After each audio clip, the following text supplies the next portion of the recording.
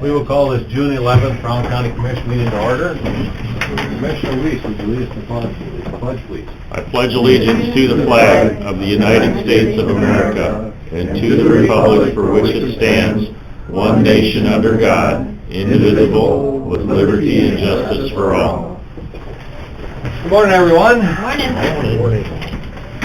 First item on our agenda, we have Dirk Rogers, Highway Superintendent. We have a right-of-way and discuss personnel. Alright. Okay, the right-of-way is for Web Water, and it's right out where we just finished doing the grade raise on Road 13, out here for the bridge. And they're gonna bore, this is only to bore under the road, like right here, and it's gonna run on private property over, and it's a water tap for the Bandon Nyko property, which is also where we borrowed the dirt for the project, but, so, it's just to go under the road. They're on private property for the rest of it, so I don't have any trouble with it. Move approval. Second. Moved by Sutton, second by Weiss to approve the Web Water right-of-way. All in favor? Aye. Opposed? Motion carries. I'd like to request, sorry everyone,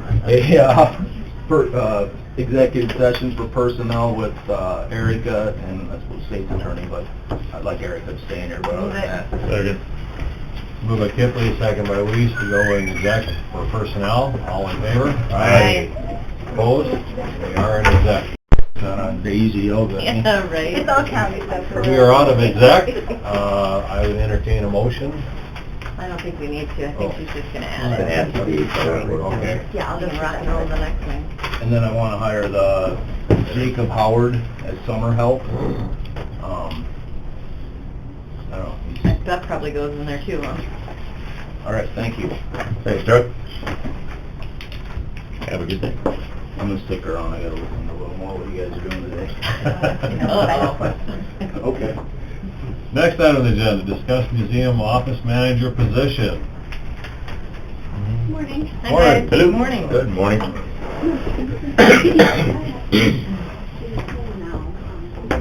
Well, we're back. And we're still hoping for the same outcome we were hoping for last time, that we would like to see this position approved and the hiring process to begin whenever possible. It is a key position for us. I would even call it maybe the linchpin or the hub of our department. If we didn't have this, I think we'd all be very disconnected and overwhelmed. We would like to see cohesion, consistency, have the work done on a efficient and a quality basis for our staff, so that they can go out and do their job to the best of their ability. And I was just looking at some of our numbers. Our attendance the past 3 years keeps going up. And also, well, last year, thank you to the dinosaur exhibit, we really had some great numbers. And the same time frame from June to November in 2017 to 2018, when we had the dinosaurs, our attendance shot up 37%. So that was all hands on deck. It was quite a collaborative effort between the education department, exhibits department, the administrative department, lots of marketing, lots of people in and out, tours, and it was wonderful. And we'd love to do that again and again in the coming years. But not having this position would be, I don't know if we'd be able to have that. I don't think so. Or do the same quality or serve our community as well as we are now. As we looked at the responsibilities of this position and tried to think, how could we divide this up and who could do what, it just is such an inefficient process that that job may get done, but then the job that the other person is supposed to be doing is not getting done. So it's just not a win-win at all without this position. So I would really encourage you to reconsider opening up this position so that we could move on and then continue making plans for the future. Yeah. To continue to serve. Well, I believe you had this discussion last week, and I appreciate the fact that you delayed making a decision so I could be back. Thank you for that. But as the liaison to the museum for the last 11 years, like the museum or not, it's a county department, and we've got a department head who's retiring. And I think it's not unlike any other department. If you have a department head who's retiring, you move a person into that position and create an opening. You know, obviously that position is a key part to the success of that operation. So it just makes sense that whether it's a museum or highway or landfill, if you've got an open position for a position that's critical to the success of that department, that we fill it. I mean, it's not that we're asking for a new position. We are asking to fill an existing position that is vital. Yeah, and we haven't made the decision not to fill it. No. We haven't advertised to fill it, and like you said, in fairness, since you're the one who's more closely involved on a regular basis with. So that position that we're trying to fill, which was Patty, can we retitle that as an entry-level position and work our way into that? Is that what? Yes, I mean, that we kind of talked about that last week, where our expectation would be this person would come in at step one like any other new employee in the county. We just internally call it a manager, because that's what kind of what has happened. She's managing. She's kind of like herding cats over there, but some days. But that, you know, that's kind of what we call her. But you can. You can title this position as you please, but it is definitely an entry-level, step one position. And I guess that's part of the conversation. We want to properly recognize both by title as well as compensation, but by the same token, make sure that we're doing the right thing. And actually, I'm excited to bring a new person in and bring them up and show them and tutor them and mentor them, and, you know, keep our consistent. And I'm trying to decide when you were hired 5 years ago, I mean, you came in at step one and were the which was office, I don't know what we called you, office manager, I think. But anyway, that's, that would be made clear in an interview process, that this is an entry level. A lot of administrative plus as needed. Absolutely, absolutely. It is, and from day to day, you don't always know what's going to pop up that you will need assistance with. And just to, you know, point out, coming up here on June, July, and August are very busy. Our visitation is mostly tourists out of town, but then we have our summer camps, and we added a camp, Victorian Girls Day Camp, this year, which immediately filled up. I have a waiting list on that one. And all those registrations and all that, you know, administrating of that process falls to this position, which, you know, we have over 270 kids signed up for camps this summer, and somebody has to take the registration, well, create the registration, take the registration, you know, and have the list, and call parents, and, oh, somebody canceled, let's fill in with somebody on the, you know, it's just a constant keeping everything going up and running. So that the director can do their job. Yep. Well, it's really hard to tell a department, no, you can't fill a position that you've already had, because I realize that it's something that you've depended on, it's time that you need, it's work that's not being done. But it's even more hard if we do hire that position and we come into budget season and we realize we have no money. We have to cut people that are already working for us. And not knowing where we are with the numbers right now. Well, I do have an estimate of what we'll collect in property tax. And we're looking at about $500,000 more than last year, about 3.5% increase. 3.5. So we're getting about $500,000 more. Yeah, that's So then we would only have to take how much out of landfill? Because last year we took, was it $1.2 million to balance our budget? Was that with any extra jail remodeling needs or anything like that? That was done, I thought. Wasn't it done? That was done. That was done. Okay. And I know that it shouldn't be just focused, and it seems like we're picking on museum, and I'm the first to say I've had kids go to the history camp. I've been out to the fall festival. You guys do wonderful things, and it's not that I want to pick on the museum, so to speak. I'm just seriously concerned in a month from now where we're going to find the money to balance the budget.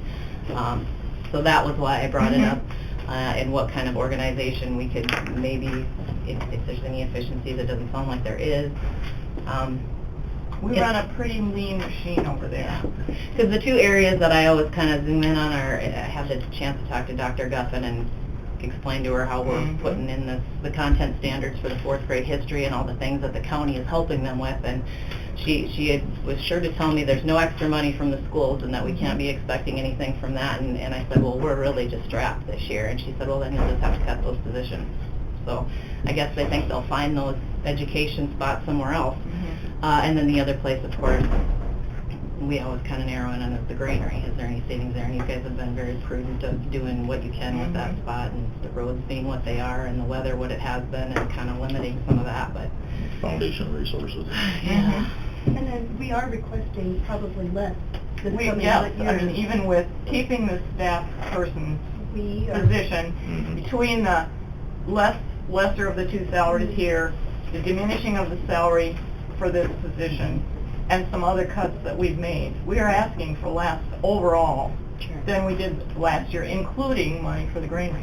So we're not coming in with a blockbuster budget. We are... Next month, we'll be presenting the first look at the preliminary budget, and then we'll have all of our estimated revenues and all the departments' budgets compiled and submitted. Would you be of interest in seeing that I would. with this I mean, position in, to see if it...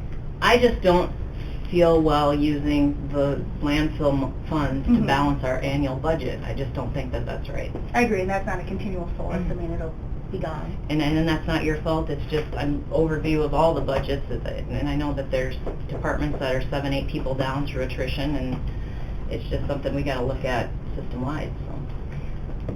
Well, then, if there is not a decision made for the remainder of this year to hire someone, we have money less then from the balance of this position, which I would request then would go into next year's budget for this position. I mean, you're leaving us then with basically 6 months of an opening that's not being spent.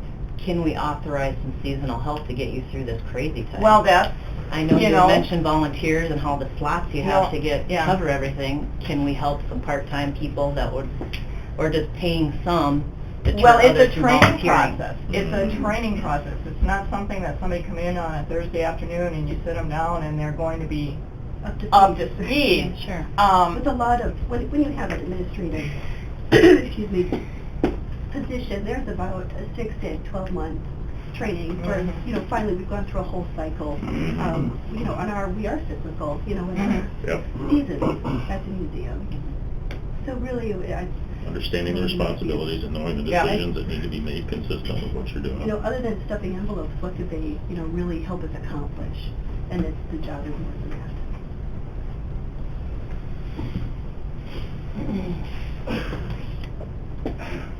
But I know I'm always the bad guy. Not that I want to be, but in the meantime, you know, it is leaving a new director in a heck of a position. Sure. Which I think perhaps, and I'm speaking out of turn, I don't know, had she known this situation on the other end of the interview, maybe, you know, it's kind of a rude awakening to go into a job expecting one thing and then, oh, I guess this is going to be now my reality.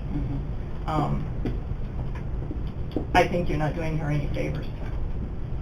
I realize that. It's a tough position to be in, there and here, and times aren't easy right now. This is true, but we still, if we do not fill this position for 6 months, then I would like to see that money into this position for next year. Sure. Because the money has been budgeted, it is there, we are going to spend it for nothing else. Well, and if what's easier to do? To hire somebody now, and then we get into budgeting in a month and realize, sorry, 2020, we're going to have to cut that position.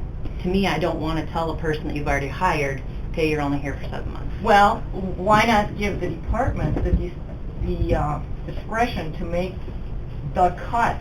Perhaps it's not people, perhaps it's something else to make it work. If some of you will remember, in 1997-98, we had a $95,000 budget that we went home and tried to figure out how to make this work. We did not cut people. Sure. You know, I said, I will go to the mat for these people. If you have to bring your own supplies, so be it, but you'll have a job. So I think that needs to be the department head's decision as to where are you going to cut this money to make this work. If she is wanting a position, you should give her the chance to make that work for her budget, rather than make that decision for her. Sure. And people are the most valuable resource in our institution. I would value them above anything else.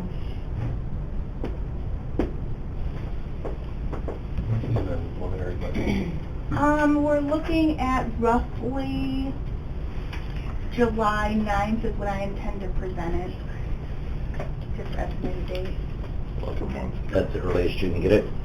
Well, No, well, that's when I plan to present it. preliminary's preliminary. There'll be information available sooner, obviously, like we have our property tax available today, we still have everything to file. We don't even have all the departments in yet. It's situations like this that they're on a hold up to submit their Sure. budgets.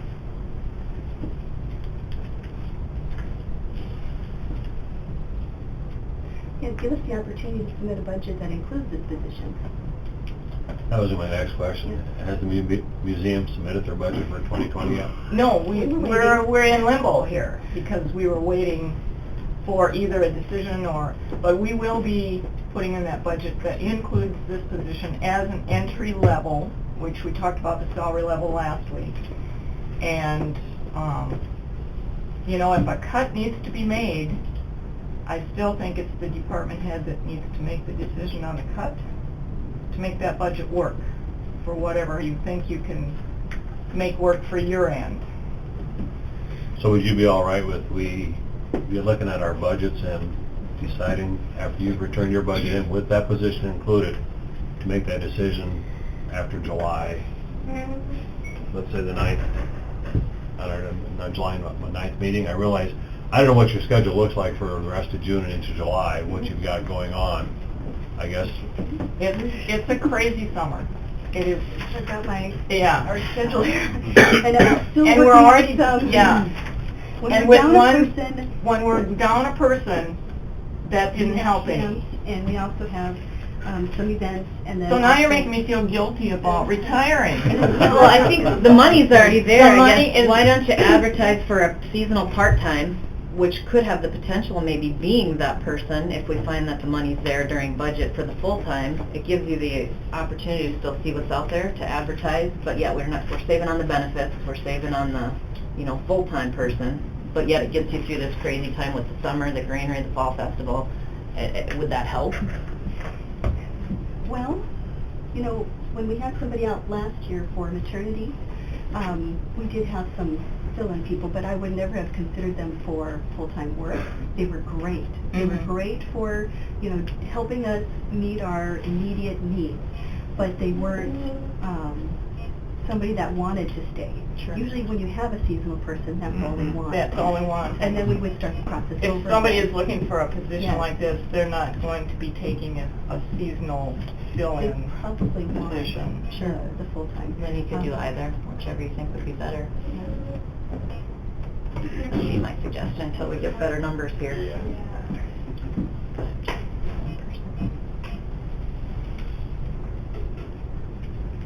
Well, I think it's a position that's already been budgeted for.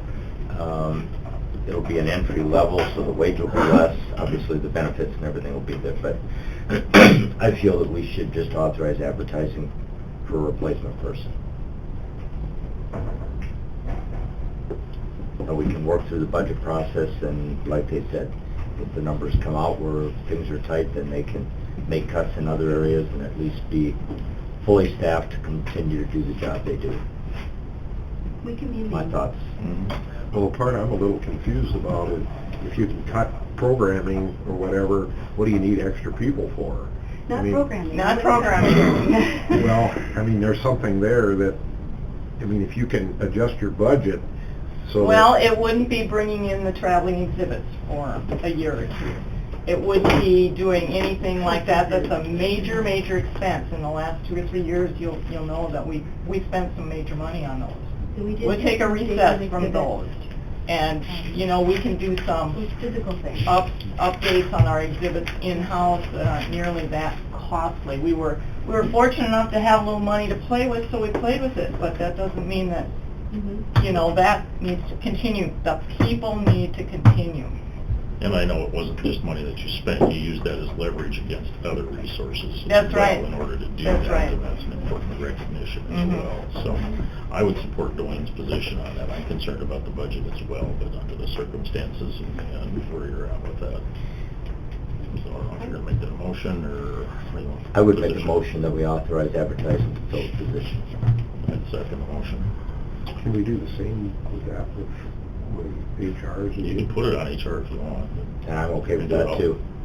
So 300,000 of your guys' 402 is salaries and benefits last year, so about Mhm. 75%. Which is pretty consistent with And we'll get down a little. Yeah. So we probably can handle the same way as we did with the highway, just authorize HR to advertise. If that's the case, I would withdraw my motion. And ask that we put on the HR report. And I guess, you know, maybe advertising in the sense that maybe a seasonal with the option of full-time, throwing an extra, might have somebody that has an interest. You know, I think it makes a difference how you advertise for that position. You know, do you go with the seasonal with the option of full-time and see what you get? So it's essentially full-time, temporary or full-time, period. You know, I guess, you know, that's a question I have for you with that. I mean, you never know until you interview what you're gonna get. I mean, Would that's you always... take a position knowing that, you know, in 6 months this is probably gonna be done, when I could have had the opportunity somewhere else to have a long-term job? I'd like somebody who is interested in long-term, Mhm. just for that consistency and that continuity, and the building of.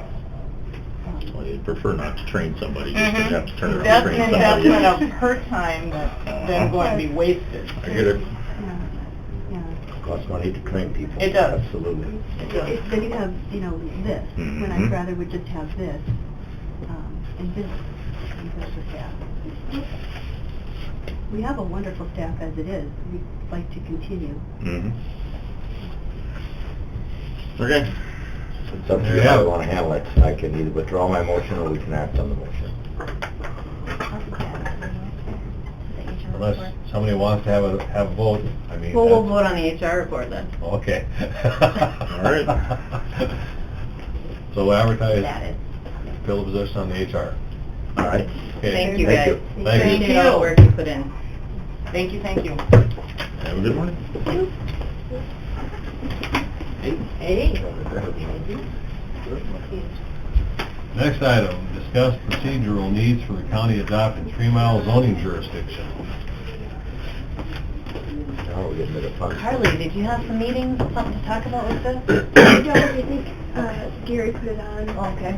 Yeah, because we had said last week that we were gonna talk about it, but I told Carly, she was out for a couple days too, that if we weren't ready to do that, then we can just not I do guess it. I sent an email regarding the plan for the interim, between the time that the city relinquishes and we take over.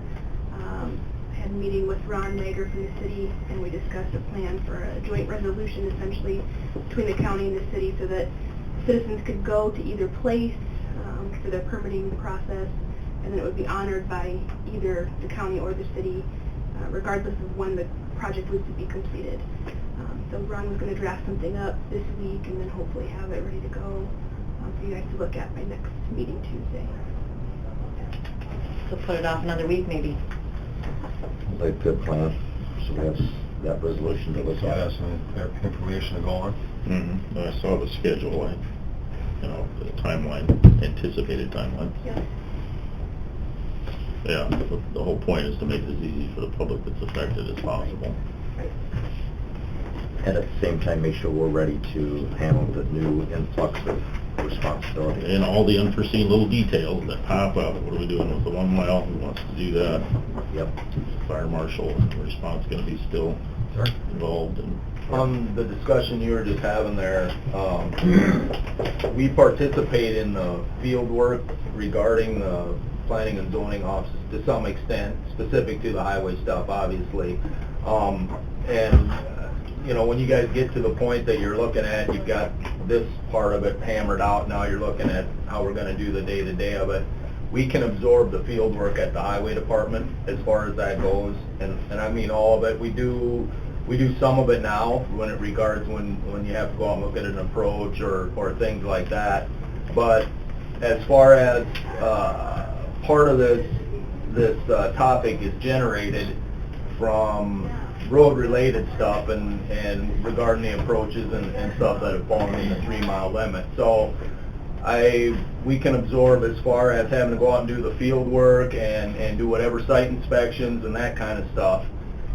We'll just absorb that segment of it at the highway department. You know, we're not really set up to take on any of the administrative and the paper pushing, per my earlier discussion. But as far as that goes, if that would help, you know, facilitate how we're going to set this thing up, we can do that pretty easily with our people as far as doing the site inspections and that kind of stuff. So whatever that's worth. So give me an example of what they're doing right now that we aren't, that you would be doing. Like I'm not 100% certain about it. There's some of that, well, some of the evaluation in the 3-mile limit, now it's just me getting an email and to state my opinion on it, and, you know, that's that. If you get it, you're included. Yeah, true. So most of what we do now would be approaches, go and look at the approach thing. If there's a variance, then you got to look at it again maybe, and then the drainage part of it. Those are the things that we do now. Setback exceptions. Right. Possibly trees, yeah. Trees is another, yeah, that's another big one. Trees, and then buildings. Believe it or not, you guys might not be aware of this, but occasionally folks put up stuff without permit. Now, I know that's going to be a surprise. Sorry. I've always gotten a permit. Where did that So, but anyway, so you'll be out in the country and you see new construction, and sometimes we'll report that to Bader or whomever and just go, hey, down here in section such and such, there's a new pole barn, somebody got it. And a lot of times they don't. So in the past, unfortunately, it's almost been like, oh, geez, so I want to call and tell them we saw this building, because then we're going to, you know, but I want to remove that part of it, and we would just have a little more ownership of that. I'm not trying to get in the department or anything, but I was thinking about that the other day, and I know they're going to have some challenges with that. So as far as any field work or having to do site inspections and that kind of stuff, we can absorb that pretty easily. Just communicate with Scott or however it ends up being. So I don't know if this is the right time to ask this question or not, but is there a determination made as to whether or not we're actually working with the county's ordinances in that 3-mile limit, or are we working with the city's ordinances in that 3-mile limit?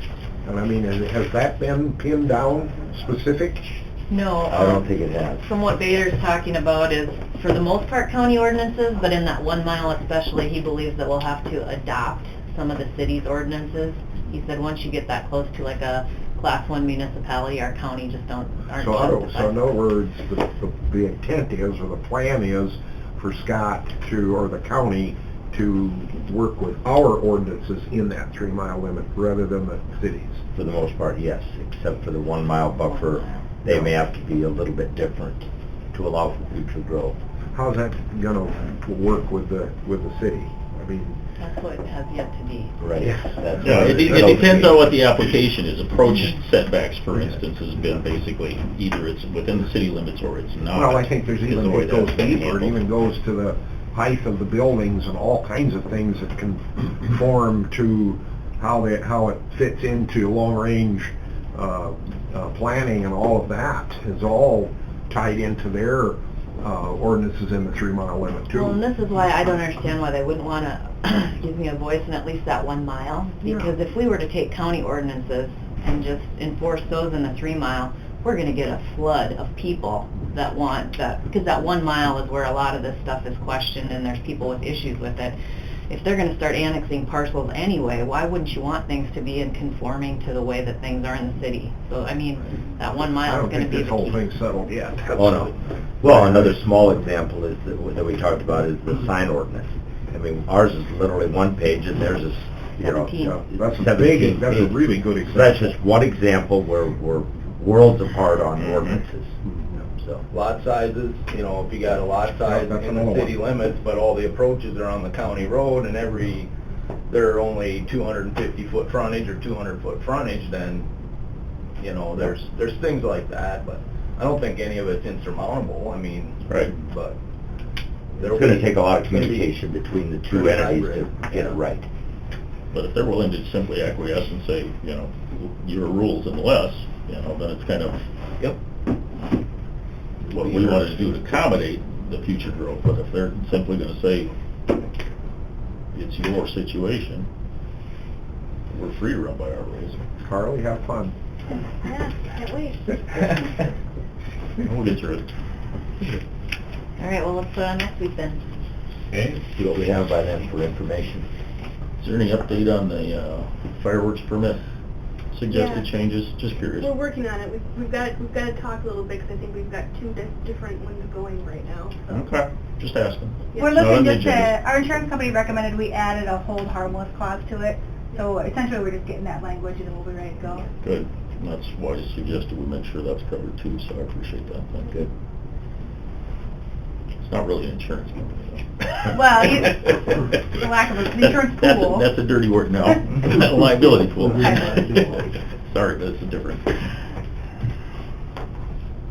So those talks been covered. One of the other things is, you recall that we had a request from the Register of Deeds, changing some information on their filing and their recording and all the different things. I guess we never had a chance to talk about it last week. Has anybody had a chance to look at that sheet that Roberta had brought? Or do you want Roberta to go over and give us a little update on it? Will she be available today, think? I should find out because Might as well. I haven't thoroughly read it, so I need a chance to read through it. I think Roberta can probably just give us a little update on it. I mean, we're not going to make a decision. I think she's just... See you guys. Thank you. Yeah. Thanks, sir.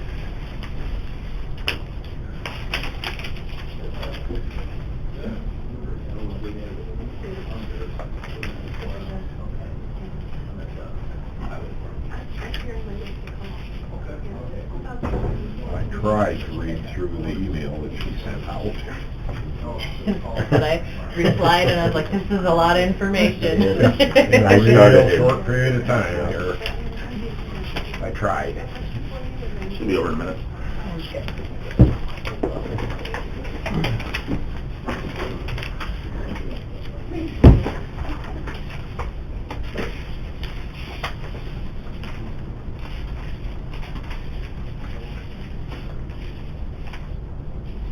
And it's always, what's it gonna cost? Oh, we'll do it then. Not that easy.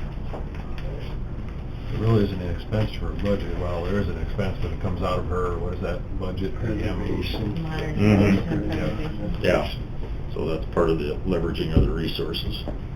Part of that is just to spend it just your own. Speaking of automation, Yeah. I recall seeing a list. Where are we at on that? Haven't heard a word. Okay. Can you go back and revisit that? I'd like to see that. Get done. All right, wait, thanks. Sure, come on in. We're just Short looking, That's okay. I got my paper. There you go. See, you're ready. Thank you. We, well- some of us have had a chance to read through some of this, but not all of it. Okay. Just give us a highlight of what your thoughts are, Roberta. I think what you're trying to do is get all your stuff done in a matter of weeks rather than trying to catch year after year after year, because it doesn't seem like we ever get anywhere. Right. Well, actually, it's not going to be in a matter of weeks unless we do the overhead thing, and I think that's a little, the cost of that. It is pretty high. My concern is mainly that we don't have everything archived that needs to be archived under state statute. I'm not really sure where we fell off the wagon there, but we did. And some of the stuff that we have archived is on acetate film that is degrading. And the state has looked at some of our acetate film, and some of the images would be recoverable, but not all of them.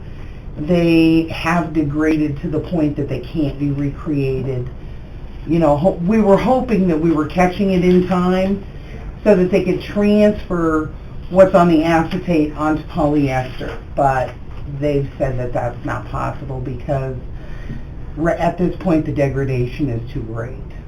And the time that goes by, it's getting worse. We don't do Exactly. Is there another place, though, that you can pick it up?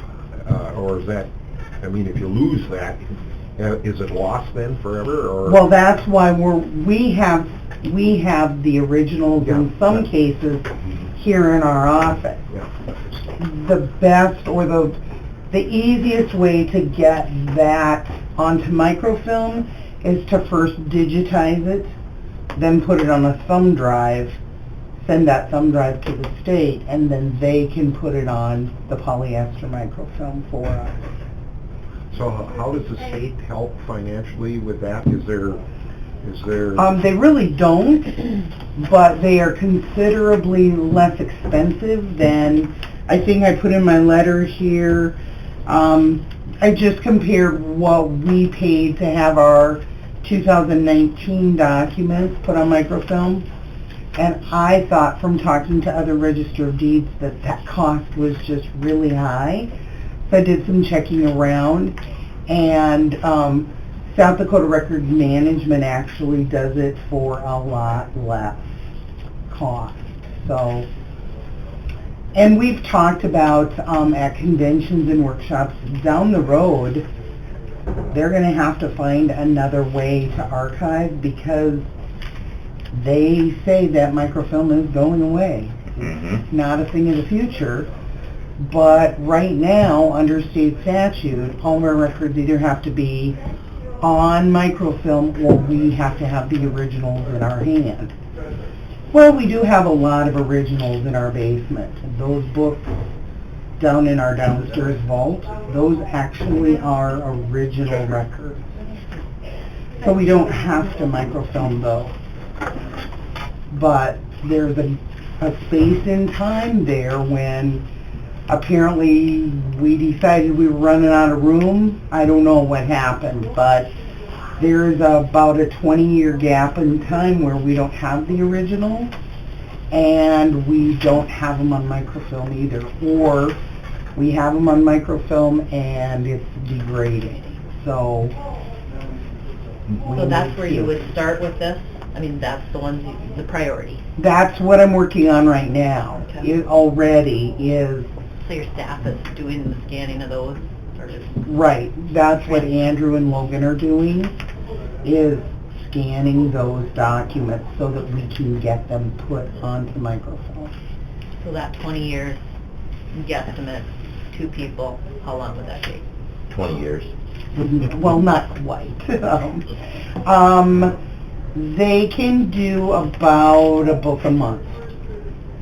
And then this U.S. Records Midwest, would that be your recommendation between these 2, U.S. Imaging and I'm on the 3rd page there? That's what this group would come in and just do that 20 years for you? No. What they would do is they would come in and take those books apart that need to be taken apart so that we can scan them. Oh, they're not even scanning them?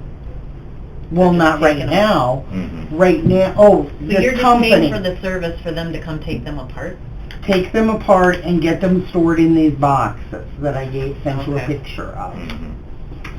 So you'd still have rather than to be do bound, scanning. they're individual sheets. Correct, because some of them are falling apart anyway.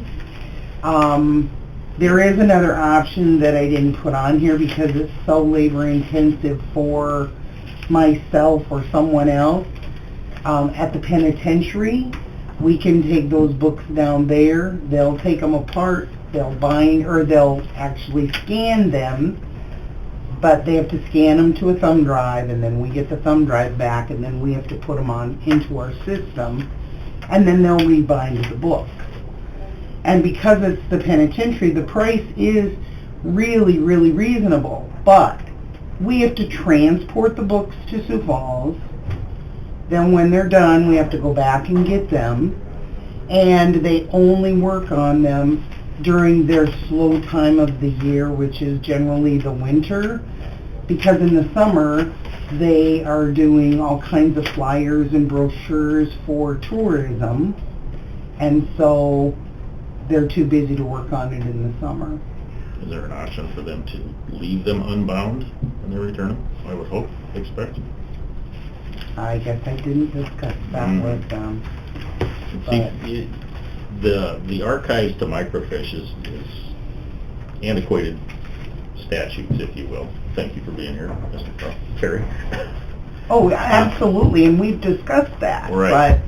Because the real functionally important part of this is the digitizing, the scanning, having it as searchable as possible depending on what information is on there, and then being able to index it so you can find it, because frankly when you put it back on microfiche, regardless of which material it's on and so forth, functionally, yes, it's archived.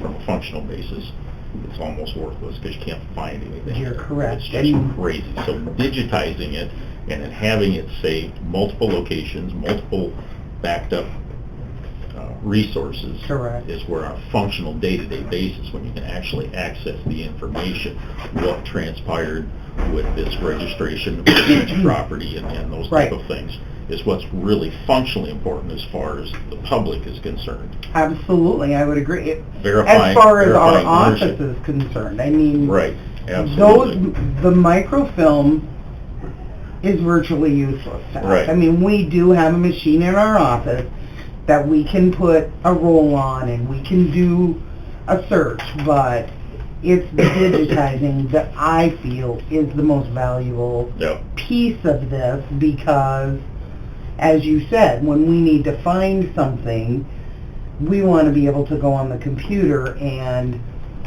put in a legal description or put in a name or put in a book and page, and the image comes up.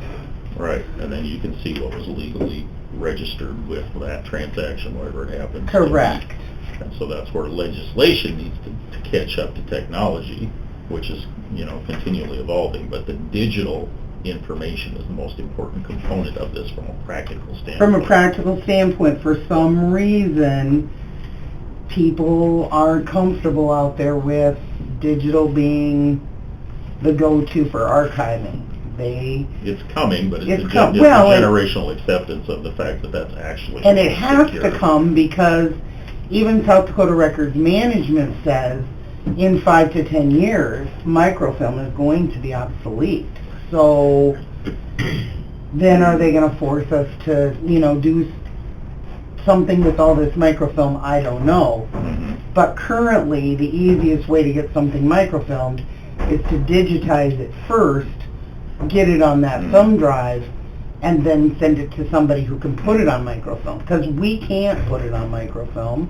We don't have the equipment, and that equipment is very, very expensive. It's just impossible to get anymore because nobody's I'm doing sure it. that's probably It's true. Technology. It's a little bit different creature, but it's still, according to state statutes to begin with. But UJS is a perfect example of that, because I don't believe UJS is saving their digital documents, which they essentially require, to microfilm. I don't believe so. I don't think so. I don't think they are. It's all digital with appropriate backup and alternate sources and so forth. So it's a situation, and I know other entities, that are in the same boat, that have statutory requirements. Right. That have got thumb drives sitting around from the last 5-6 years saying, we're not putting it on microfilm. We've got to. Why does it take legislation to change the process? Statutory requirement. This is what you will do. Because it's in statute. So the office, the records management can't make that decision. They can't, and they won't, but what they're saying is there's a very minimal amount of suppliers for microfilm, for the machines that it takes, and it gets smaller every year. Sure. And so they're not saying they're going to discontinue it, but they believe that in the course of business, it's just going to be impossible to get your hands on. So you're looking at a microfilm statute that changed to digital? Mm-hmm. Appropriately, yes. Do you have, if you would do me a favor and just put some type of language together, I'll take it to the LRC and we can start working on that. Okay, and I think we can work with the association Yeah, because we have resolutions coming up, and I think that's an important one, because this is a statutory requirement from a practical standpoint. Today's technology really causes more frustration. Yeah, it's probably something that should come from the association. Right. Because that way I all the believe counties that. are tied into it. Yeah. Do you So these introduce a statutes resolution? Roberta's talking about are specific to the SBA? register of deeds, but the restrictions on modernization of records affect any of your county officials' offices. exactly. We all have very similar statutes that kind of put you in a bind Mhm. when you're looking to modernize. Mhm. So go through elected officials, create a resolution, and then have it passed, and then it can be moved forward. But you can work with it. Exactly. Okay. So you said, how many books are they scanning now? Logan and, They can each do about a book a month. okay, on the second to last page, I'm looking at some stuff here. There's 635 pages per book, and according to this, they can do 1,200 pages scanned per hour. Now, that company would send a team of people. It wouldn't just be one person. Well, I'm looking through here, and that's where your prices come from, the 42,703 Oh, on that yeah. book. But I'm looking at how many books they're doing in an hour, and we're getting 2 done a month. Right. Well, that's just it. Scanning pages means that the pages are prepped and ready to be scanned on a mass basis. But now, They're already unbound. to clarify a little bit here, those boys are also doing indexing as they go. They're not just scanning. Yep. This company is simply going to scan, and then we have got to put in the man hours to go back and index, where right now I've got Logan and Andrew trained. They can index everything but that legal description. So then we go back in, we proof their work, make sure the spelling's good, make sure that the image is good, and then we put the legal description in there. Simply because those legal descriptions are so confusing, And they're not consistent. and they're not consistent, and you end up answering more questions Yeah, than... the reconciliation for anything like this is one of the most frustrating parts of it. Absolutely. And we can utilize the M&P fund for this, where we can't for the labor for our 2 current employees. Well, Or can we use part of that? Logan is now a contract labor. So we can use the M&P I fund am for him? paying Okay. him, beginning January 1 of 19, we began paying him through M&P. Andrew has been an employee of the Yep. county for so long, Mhm. and he Yep. gets benefits from the county that there's no way to Yeah. Exactly. Yes, I understand. reasonably transition him Yep. to being contract labor. And if I got another part-time person, the M&P fund would pay them too. But because of the degradation, I think it's proven on us to act sooner than later. I mean, otherwise we're going to continue to lose information, so we need to, Correct. we need to For figure the out... information that's stored on that medium. Exactly. Now, you understand that the ones that that this company would come in and do the overhead scanning, those are the originals. Right. So, So they're not subject to that. yeah, we are degradation. not obligated to put those on microfilm Mhm. at any time. As because- long as we retain the originals. Correct. It But- behooves us to digitize them, but... Exactly. I feel like it's an important be thing done. for us, Right. especially, and I'm not talking about all of the types of documents, but I think it's very important that we get the deeds done, and the probates done, Mhm. and the miscellaneous records done. 20 years from now, we'll be behind them. Yep. Oh, absolutely, but, you know, mortgages that are 75 years old, people are not interested. Right. It's that transfer of ownership documents that Right. people When are you've got interested to in. dispute whether this person or this entity is the legal owner of a piece of property Well, or and, was transferred. you know, and that whole county Mhm. swapping property thing was a perfect example. Mhm. We went back a lot of years, and I had to go onto microfilm and into books to find some of that information. Yep. So it does happen, not every day, but Yeah, well, technology is going to continue to move forward, but if you have it digital at at this point in time, that gives you the flexibility to do the things that you need, and you can save that as recognized original documents that are unalterable. Right, And then you can say versions depending on the situation and stuff, so it gives you the maximum flexibility and functionality. The critical part here is we have certain records that are on a medium that's degrading that we don't have an option for. Right. And that's what we really need to expedite. Those are the ones that I am focusing on now, are the ones that I don't have the original and I don't have it on microfilm, or I've got it on microfilm that's degrading very quickly. These are the ones we're losing. Those are the ones we're losing. Mm-hmm. So we don't really have to do anything with those originals in the basement at this point, if we choose not to, or... But we should have a plan. We should have a plan, or maybe you would like me to explore the, the penitentiary piece of it. Maybe that would be... Well, especially where we have alternative resources that we could potentially tap into to help us accomplish that. Correct. So then on one of your pages, you're asking for purchase an additional scanner. Yes. Okay, and that would help speed things up over in your office a little bit. Well, it would, because right now, I do have 3 functioning scanners.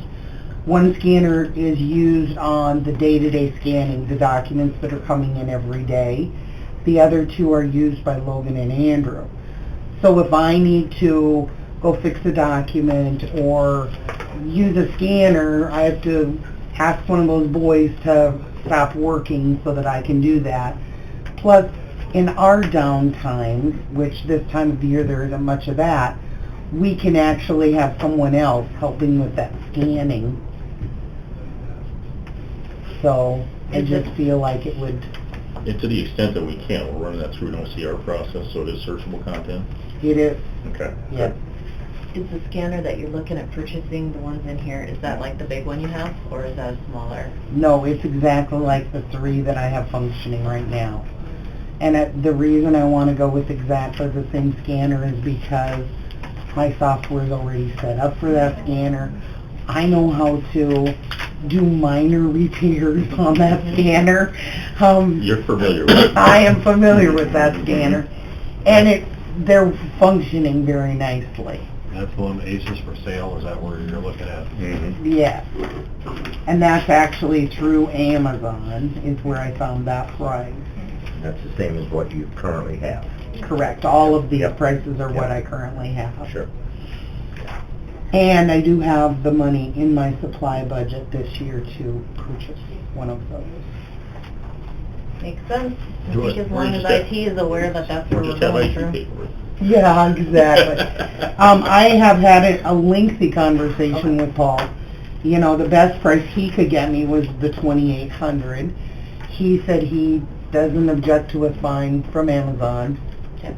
He said he buys from Amazon pretty frequently too, so I mean, I'm not really sure how the prices can vary this greatly, but they do. So as you can see, Active Data, who's the provider of our software, was the highest.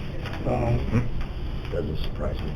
no, and they were the ones who were doing the microfilming that was so expensive. Had been doing it for quite some time, so. Well, if it's in your budget, I'd say go ahead and get it done and Get the get scanner. it up and running. Okay. Yep. And then go ahead, and the recommendation I think is good too. We just gotta be aware of the fact that we'll have to do a contingency then. She has the money through the modernization fund, but not the authorization, so we'll just have to do the bookkeeping on that, right? Is that what your recommendation was, is to go ahead and do that this year? You just didn't have the budget authority? To begin Correct. the process. Correct. The money is there. So do we think that we want to do the overhead scanning or take the books apart and get them digitized as we can? Well, your recommendation was the unbinding and storing in the boxes, right? Correct. I would go with that. Yeah, Okay. I think so. You know what you need. And if you need them to do it, or if you can convince the penitentiary to do it, depending on the time frame and so forth, use your discretion. Okay. Maybe you want to explore that a little bit more, but otherwise, Yeah, it isn't something that we have to, get on immediately, but I really do want to have a plan for especially getting everything digitized, and then But if we need to if we need to properly unbind them in order to get the digital information, excuse me, the way that we want it. I don't think we need to go through the step of rebinding them unless No, I don't we either. think there's some historical significance to having them bound back again. And at this point, having that information accurate and functional, I think is the most important. Are you planning on part. keeping the books, the original? Well, then we won't rebind them, we'll put them in these boxes. We'll put the pages in the boxes, so it'll look like a leather-bound book, Oh, I see, just but it's a clamshell. So if you do need to go get one of them, you won't have to lug that whole book upstairs. You will just open the clamshell, that's what it looks like when it's open, and then you can get the page you need out of there. And So it'll be the originals, they'll just be unbound, correct. Oh, Carl left, so. which actually makes them easier to manipulate when Oh, you need to. well, and it gives us the ability to be able to scan them. At this point, we can't scan them with the equipment that we have. We even tried a hand scanner, but I scanned one page a half a dozen times, and you have to move so, so precisely that I It's virtually couldn't impossible to get... get rid of the distortion having them bound and having it in an open Correct. bound book of that size. Well, that's pretty technical to unbind them too, because if that... Right, it's got to be done properly. Yeah. Right. And that's this gentleman that gave us the quote on the unbinding. He would come and just unbind them and put them in the boxes for us. He wouldn't do any So scanning. there's plenty of other work to do, but it's an important step. It is. Do It it. is. Thank you for the You're done. thoroughness of the Oh, you're welcome. conversation. It sounds so simple. It doesn't, it sounds simple, yes. Okay, well, I will go ahead with the scanner, and just so that we all know, I'll go ahead and get the pricing from the penitentiary and just, kind of see where we're at, where we want to go with that. Appreciate it. We get a much better understanding, and we trust your discretion when it comes to the details. Well, I appreciate that. Where we're at, so. All right, thanks for Okay. your time. Thanks for dropping in quick. You bet.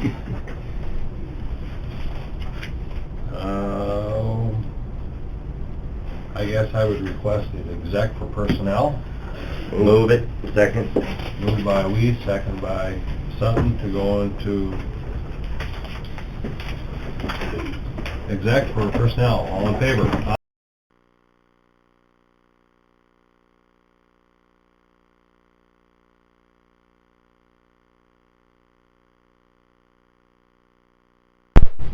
We are out of exec, no action as a result.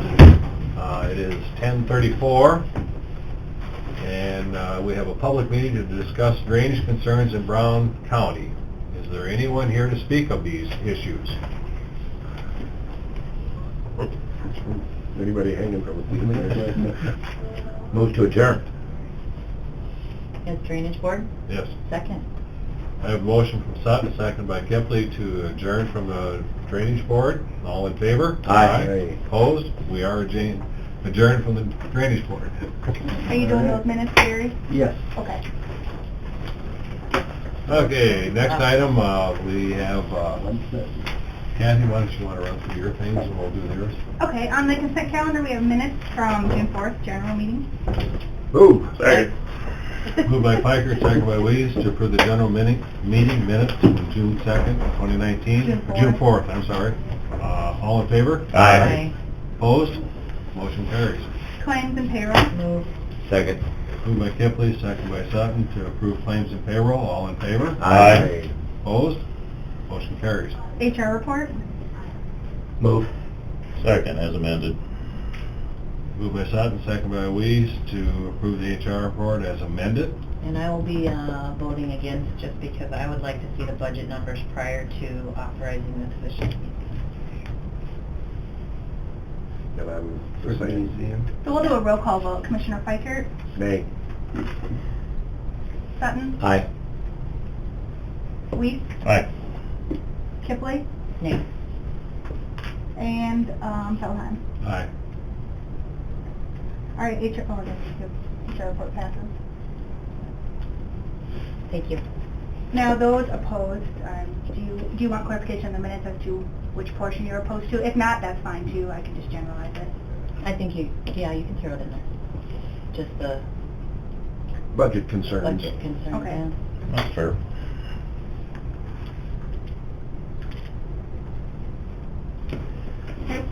Thank you guys. You wanna- Not that Fair your contract? concerns aren't shared. Move.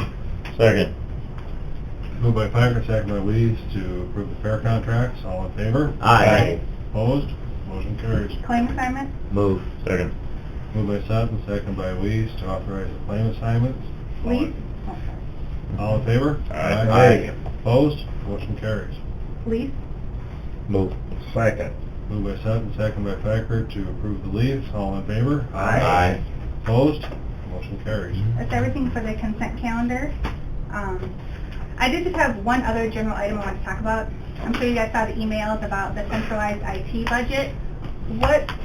I'd like to get your board's thought on it. IT hasn't submitted their budget because we're waiting for your We won't take any action, of course, but we will have a policy in place if you proceed with the centralized budget to define what does qualify and what doesn't qualify for centralized purchase.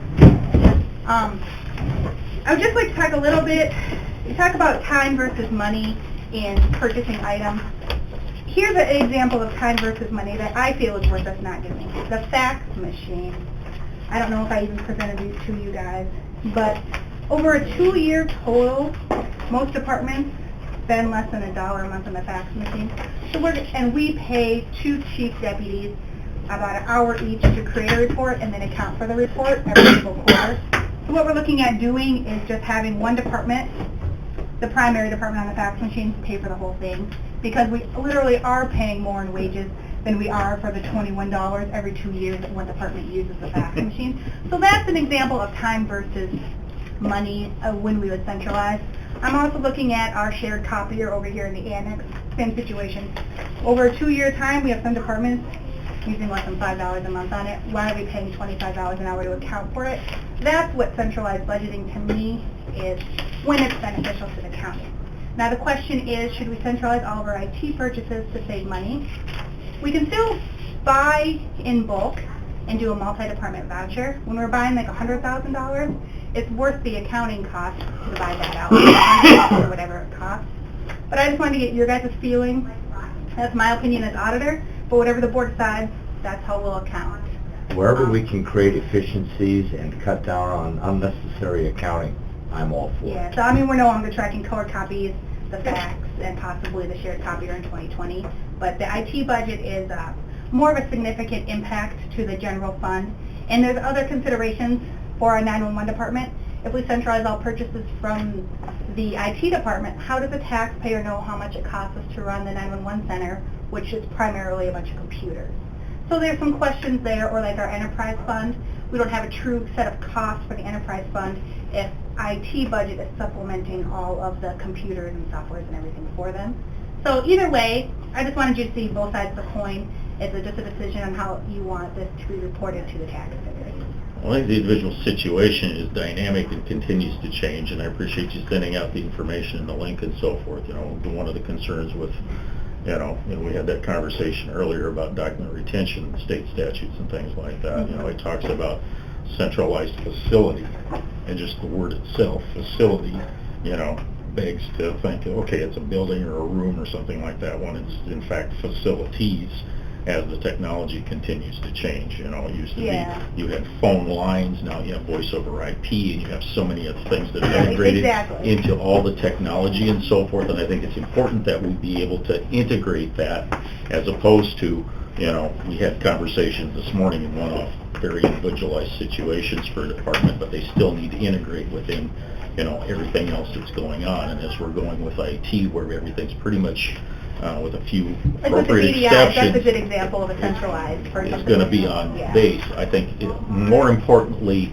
the accountability is absolutely important, but rather than the emphasis being, well, we account for it so we can compare one county to the next, really doesn't hold a lot of weight with me, because counties, the way they function, are apples, oranges, and bananas. If a taxpayer comes in and says, how much do we spend on monitors for our 911 center? We would not be able to tell them, because we are not creating an internal service fund. I don't want to do that.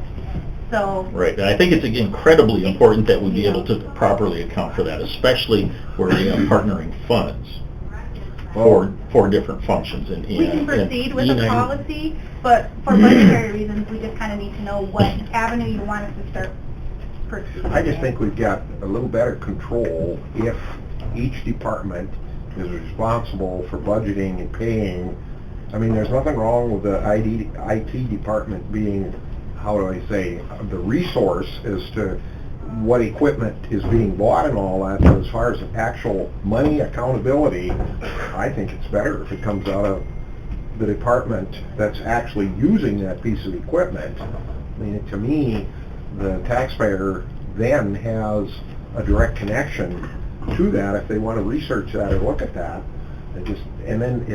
Another thing that I guess I'm a little bit concerned about is the potential for that IT budget to just get massive. Well, in a sense, you would deflate the rest of the budget. Yeah. Because like I'm budgeting in 2020 for new monitors. Our monitors are close to 11 years old, some of them. So we obviously need to upgrade, but then the question is the money going to come from the auditors, or we're going to short the auditors' budget and give it to IT? Yeah, So we're having that struggle right now. I think it should come out of the individual department, but that's... But yeah, I agree. There are ways, for example, with the fax and copier, we can reduce a lot of time we spend on spreadsheets. But I just don't know if starting with the IT department is the way to go. I think it's going to be a work in progress, but from a practical standpoint, you know, and there's plenty of examples, especially when it comes to, you know, upgrading, integrating, and replacing hardware, you know, for all kinds of different things, whether it's monitors, servers, you know, all the rest of those kinds of things, and more of that's being shared. It's pretty much a shared resource, and it's going to continue to move that direction. You know, that what we have for servers is going to be pretty much ubiquitous. There are certain ones designed to be dedicated for certain functions, but it's going to be, you know, pretty much everybody's going to be involved in that, and you're going to have access to it through the workstations. So then for our budget that we are preparing in 3 weeks to present to you guys, do you want the departments to be budgeting for new monitors, or do you want IT to be budgeting? Are you the only ones getting new monitors? Well, this is what started the whole thing, is I kind of inquired about the monitors, and then we got the discussion rolling on centralized, but I can't imagine we're the only department requiring, you know, hard equipment from IT. Honestly, it doesn't matter to me No. as long as we're aware. Okay. That's what this money's for, and just to make sure that everything, in our policy manual, still has to go through IT, but I do like the way Yeah. Roberta does it. She did her own research, these are the ones I want, this is what Paul recommended, but he didn't know about this one, and then you show it to him and he's like good with it, so I don't think it matters where the monitors come out of. Yeah. Where it's applicable, I really think it's important, though, that anything goes through the IT department as far as recommendations for future growth, Well, we're just looking at what budget expansion. will the expense come from. Exactly. Will it come from the department, or will it come from IT? I would say the department, but with the IT's input. Okay, As so long just as as that's we're doing it now included. with the multi-department vouchers, say we Right. bought monitors for 6 offices. Yep, that would probably be the way to do it. Yep. I think it opens it up for the opportunity to have more conversation about it. Yeah, and I don't think this is something we want to decide for 2020. Yeah. But yeah, it's definitely interesting to look into, see how much we would save, how we would now.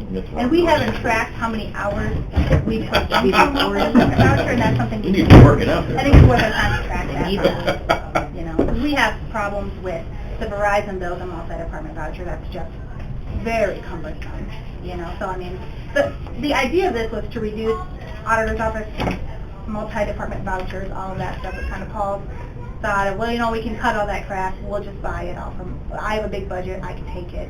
But, I don't know, it's just a good service for the taxpayer.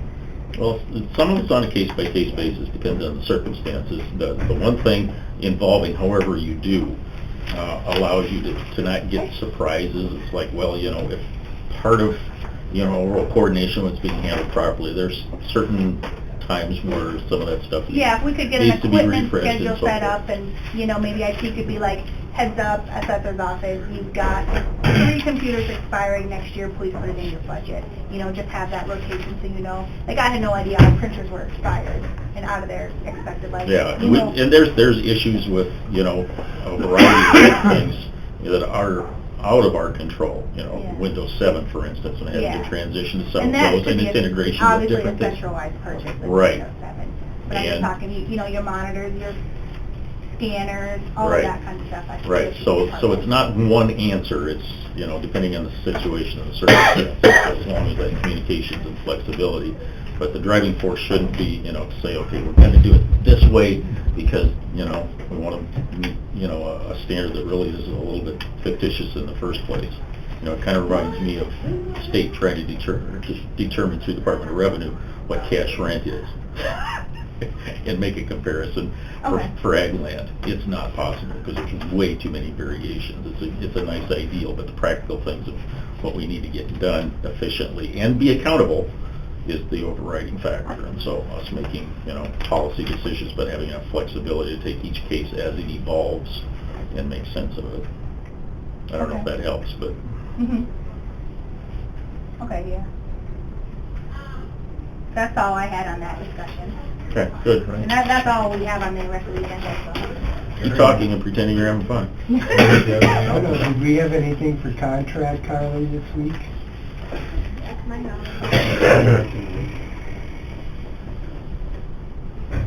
Go back in for HR. I would entertain a motion for exec for personnel again. Move. Second. Moved by Lee, second by Sutton to go into exec for personnel. All in favor? Aye. Opposed?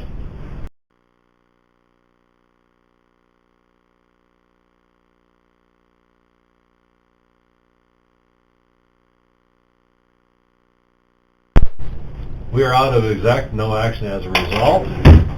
It is 10:34, and we have a public meeting to discuss drainage concerns in Brown County. Is there anyone here to speak of these issues? Anybody hanging from a Move to adjourn. As drainage board? Yes. Second. I have a motion from Sutton, second by Kipley to adjourn from the drainage board. All in favor? Aye. Opposed? We are adjourned from the drainage board. Are you doing those minutes, Gary? Yes. Okay. Okay, next item, we have, Kathy, why don't you want to run through your things and we'll do yours? Okay, on the consent calendar, we have minutes from June 4th, general meeting. Move. Second. Moved by Piker, second by Weeze, to approve the general meeting minutes from June 2nd, 2019. June 4th. I'm sorry. All in favor? Aye. Opposed? Motion carries. Claims and payroll. Move. Second. Moved by Kipley, second by Sutton, to approve claims and payroll. All in favor? Aye. Opposed? Motion carries. HR report. Move. Second, as amended. Moved by Sutton, second by Weeze, to approve the HR report as amended. And I will be voting against just because I would like to see the budget numbers prior to authorizing the position. And I'm the same. So we'll do a roll call vote. Commissioner Fikert, Nay. Sutton, Aye. Weeks, Aye. Kipley, Nay. and Feldheim. Aye. All right, HR report passes. Thank you. Now, those opposed, do you want clarification in the minutes as to which portion you're opposed to? If not, that's fine too. I can just generalize it. I think you can throw it in there. Just the Budget concerns. budget concerns. Okay. and- That's fair.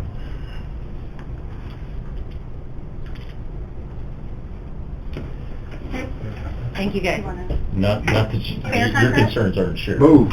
Second. Moved by Piker, second by Weeze, to approve the fair contracts. All in favor? Aye. Opposed? Motion carries. Claim assignment? Move. Second. Moved by Sutton, second by Weeze, to authorize the claim assignments. All in- Lease? Oh, sorry. All in favor? Aye. Aye. Opposed? Motion carries. Lease? Move. Second. Moved by Sutton, second by Piker, to approve the leaves. All in favor? Aye. Opposed? Motion carries. That's everything for the consent calendar.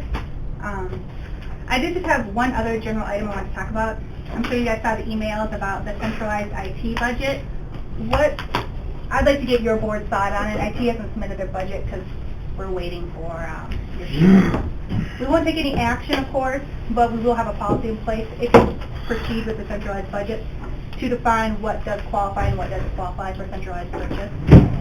I would just like to talk a little bit, you talk about time versus money in purchasing items. Here's an example of time versus money that I feel is worth us not doing. The fax machine. I don't know if I even presented these to you guys, but over a 2-year total, most departments spend less than $1 a month on the fax machine. So we pay 2 chief deputies about an hour each to create a report and then account for the report every single quarter. So what we're looking at doing is just having one department, the primary department on the fax machine, pay for the whole thing, because we literally are paying more in wages than we are for the $21 every 2 years that one department uses the fax machine. So that's an example of time versus money when we would centralize. I'm also looking at our shared copier over here in the annex, same situation. Over a 2-year time, we have some departments using less than $5 a month on it. Why are we paying $25 an hour to account for it? That's what centralized budgeting to me is, when it's beneficial to the county. Now the question is, should we centralize all of our IT purchases to save money? We can still buy in bulk and do a multi-department voucher. When we're buying like $100,000, it's worth the accounting cost to buy that out, or whatever it costs. But I just wanted to get your guys' feeling. That's my opinion as auditor, but whatever the board decides, that's how we'll account. Wherever we can create efficiencies and cut down on unnecessary accounting, I'm all for it. Yeah, so I mean, we're no longer tracking color copies, the fax, and possibly the shared copier in 2020, but the IT budget is more of a significant impact to the general fund. And there's other considerations for our 911 department. If we centralize all purchases from the IT department, how does the taxpayer know how much it costs us to run the 911 center, which is primarily a bunch of computers? So there's some questions there, or like our enterprise fund. We don't have a true set of costs for the enterprise fund if IT budget is supplementing all of the computers and softwares and everything for them. So either way, I just wanted you to see both sides of the coin. It's just a decision on how you want this to be reported to the taxpayer. Well, I think the individual situation is dynamic and continues to change, and I appreciate you sending out the information and the link and so forth. You know, one of the concerns with, and we had that conversation earlier about document retention, state statutes and things like that. You know, it talks about centralized facility, and just the word itself, facility, begs to think, okay, it's a building or a room or something like that, when it's in fact facilities, as the technology continues to change. It used to be you had phone lines, now you have voice over IP, and you have so many other things that are integrated into all the technology and so forth, and I think it's important that we be able to integrate that, as opposed to, we had conversations this morning in one-off, very individualized situations for a department, but they still need to integrate within, everything else that's going on. And as we're going with IT, where everything's pretty much, with a few appropriate exceptions, that's a good example of a centralized. It's going to be on base. I think, more importantly, the accountability is absolutely important, but, rather than, the emphasis being, well, we account for it so we can compare one county to the next, really doesn't hold a lot of weight with me, because, counties, the way they function, are apples, oranges, and bananas. If a taxpayer comes in and says, how much do we spend on monitors for our 911 center? We would not be able to tell them, because we are not creating an internal service fund. I don't want to do that. So right, and I think it's incredibly important that we be able to properly account for that, especially where we have partnering funds for different functions. And we can proceed with a policy, but for budgetary reasons, we just kind of need to know what avenue you want us to start pursuing. I just think we've got a little better control if each department is responsible for budgeting and paying. I mean, there's nothing wrong with the IT department being, how do I say, the resource as to what equipment is being bought and all that, but as far as actual money accountability, I think it's better if it comes out of the department that's actually using that piece of equipment. I mean, to me, the taxpayer then has a direct connection to that if they want to research that or look at that. Another thing that I guess I'm a little bit concerned about is the potential for that IT budget to just get massive. Well, in a sense, you would deflate the rest of the budget. Yeah. Because I'm budgeting in 2020 for new monitors. Our monitors are close to 11 years old, some of them. So we obviously need to upgrade, but then the question is the money going to come from the auditors, or we're going to short the auditor's budget and give it to IT? Yeah, so we're having that struggle right now. I think it should come out of the individual department, But yeah, I agree. There are ways, for example, with the fax and copier, we can reduce a lot of time we spend on spreadsheets. But I just don't know if starting with the IT department is the way to go. I think it's gonna be a work in progress, but from a practical standpoint, you know, and there's plenty of examples, especially when it comes to, you know, upgrading, integrating, and replacing, hardware, you know, for all kinds of different things, whether it's monitors, servers, you know, all the rest of those kinds of things, and more of that's being shared. It's pretty much a shared resource, and it's gonna continue to move that direction.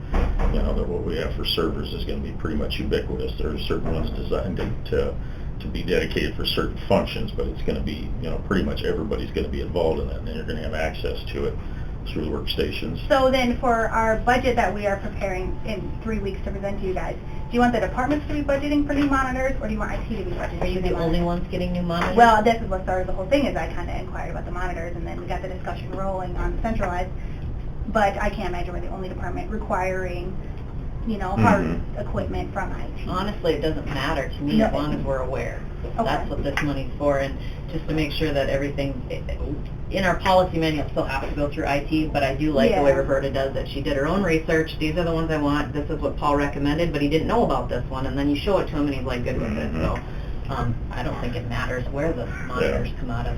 Yeah. Where it's applicable, I really think it's important, though, that anything goes through the IT department as far as recommendations for future growth Well, we're just looking at and what budget expansion. will the expense come from. Exactly. Will it come from the department, or will it come from IT? I would say the department, but with the IT's input. Okay, As so long just as as that's we're doing it now included. with the multi-department vouchers, say we Right. bought monitors for 6 offices. Yep, that would probably be the way to do it. Yep. I think it opens it up for the opportunity to have more conversation about it. Yeah, and I don't think this is something we want to decide for 2020. Yeah. But yeah, it's definitely interesting to look into, see how much we would save, how we do it now. And we haven't tracked how many hours we took from the voucher, and that's something You need to work it out there. I think it's worth our time to track I need that. You know, 'cause we have problems with the Verizon bills and multi-department voucher. That's just very cumbersome, you know. So I mean, the idea of this was to reduce auditor's office, multi-department vouchers, all of that stuff. It kind of Paul's thought of, well, you know, we can cut all that crap. We'll just buy it all from. I have a big budget. I can take it, but I don't know. It's just a good service for the taxpayer. Well, some of it's on a case-by-case basis, depends on the circumstances. The one thing involving however you do allows you to not get surprises. It's like, well, you know, if part of, you know, overall coordination was being handled properly, there's certain times where some of that stuff Yeah, if we could get an needs to be equipment refreshed and schedule so set forth. up, and, you know, maybe IT could be like, heads up, assessor's office, you've got 3 computers expiring next year, please put it in your budget. You know, just have that rotation so you know. Like, I had no idea our printers were expired and out of their expected life. Yeah, You know, and there's issues with, you know, a variety of things that are out of our control. You know, Yeah. Windows 7, for instance, and having Yeah. to transition to some and of that those, should and be its integration with obviously different a things. centralized purchase with Right. Windows 7. But I'm just And- talking, you know, your monitors, your scanners, all Right. of that kind of stuff. I think Right, it should so be part so of it's it. not one answer, it's, you know, depending on the situation and the circumstances, as long as that communications and flexibility. But the driving force shouldn't be, you know, to say, okay, we're gonna do it this way because, you know, we wanna meet, you know, a standard that really is a little bit fictitious in the first place. You know, it kind of reminds me of the state trying to determine through the Department of Revenue what cash rent is. And make a comparison Okay. for ag land. It's not possible because there's way too many variations. It's a nice ideal, but the practical things of what we need to get done efficiently and be accountable is the overriding factor. And so us making, you know, policy decisions, but having enough flexibility to take each case as it evolves and make sense of it. I don't know if Okay. that helps, but Mhm. Okay, yeah. That's all I had on that discussion. okay, good. And that's all we have on the rest of the agenda, so. Keep talking and pretending you're having fun. I don't know, did we have anything for contract, Carly, this week? That's my knowledge. Go back in for guitar. I would entertain a motion for exec for personnel again. Move. Second. Moved by Lee, second by Sutton to go into exec for personnel. All in favor? Aye. Opposed? We're out of exec and no action as a result.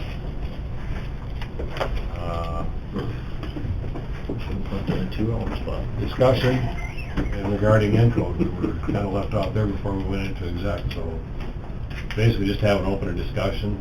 I just on wanted the to general discuss line. it. Yeah, bring it to the everybody's on attention. board for Encode. We're all putting it in our 2020 budget, the estimated fee to upgrade, so. And the reason I'm bringing it to your attention is because it'll take us a good year to get on their list to get it done. We're looking at quarter 4 Of 2020. after November election to start the upgrade, so.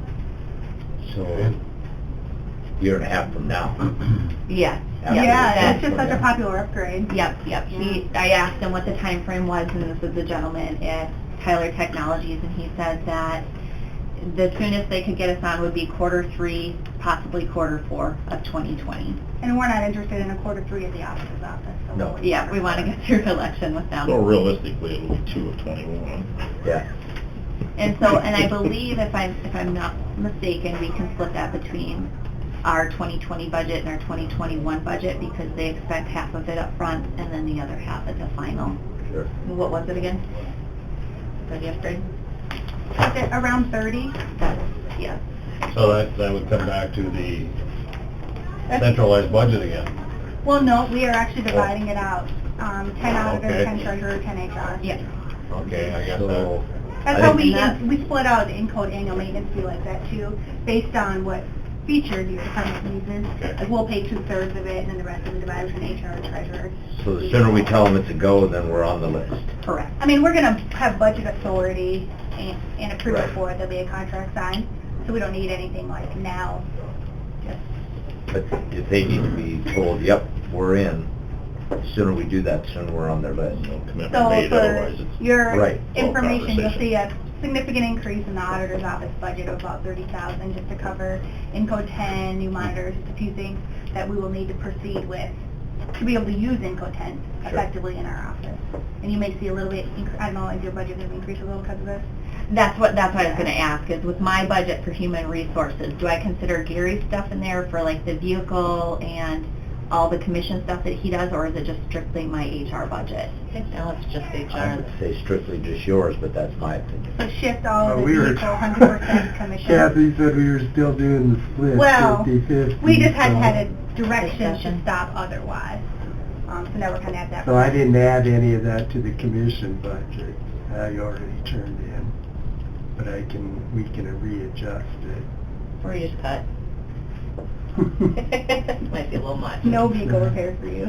Would you check on It's what already that amount under was budget last year? anyway. Mike Scott thought we borrowed $2 million to balance our budget. Okay, yeah, I can And so check. 500,000 increase is great, but that's, yeah. We'll still have to cut quite a bit. I thought it was more like 1.8, but I can't remember for sure what we transferred. And also get us the amount of the reversion at the end of 2019 so that we can see what actually wasn't used of those dollars. Because that number was bigger, a lot bigger than anyone expected. The what You want was? 2018? The reversion, 2018, yep. Did I say 19? I'm sorry. You mean, Yeah. you mean people What? that turn back Unused- money and how Yeah. much? Right. Yeah, unused balance. And I think that kind of goes back to Kathy's centralized billing thing and not doing it, because then it allows, like say for me, for instance, if I wanted new computers, a new printer, a new this, a new that, and then you guys come back and say, hey, no, absolutely not, you need to cut your budget by this much, then that allows me to say, okay, this stuff isn't necessary, I can cut this stuff out. Right. So I know how much I can control in my budget. Right.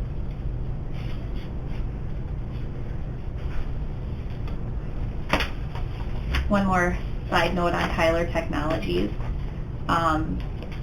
They have what's called ExecuTime, and I know that it was previously looked at